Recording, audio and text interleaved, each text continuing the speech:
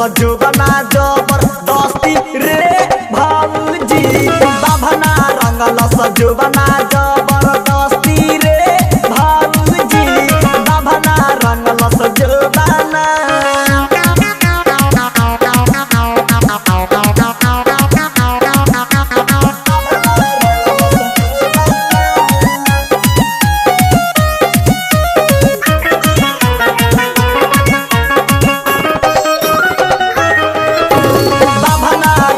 सजोबना जबरदस्ती रे भाऊजी दूध लावे गइली आहिर टोलिया रे भाऊजी दूध लावे गइली आहिर टोलिया रे भाऊजी अहिरा लोग रंगल सदुनु चोलिया रे भाऊजी अहिरा लोग रंगल सदुनु चोलिया रे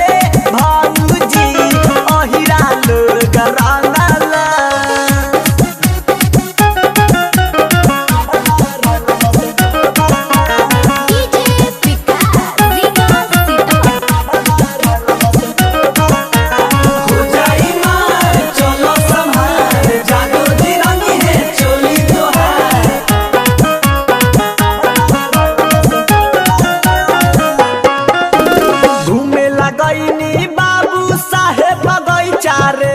भाऊजी घूमे लगैनी बाबू साहेब बगैचा रे भाऊजी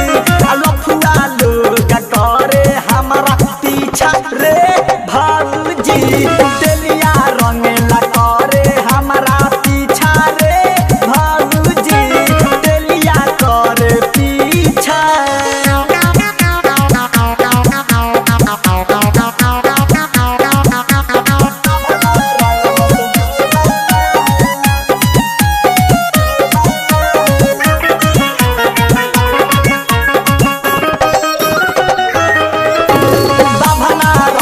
सजोबना जबरदस्ती रे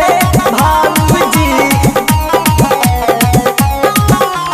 खाए ला चॉकलेट अपन हीरो देला रे भाऊजी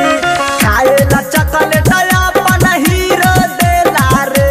भाऊजी छोटे लालावा बोलावेला अकेला रे भाऊजी छोटे लालावा बोलावेला अकेला रे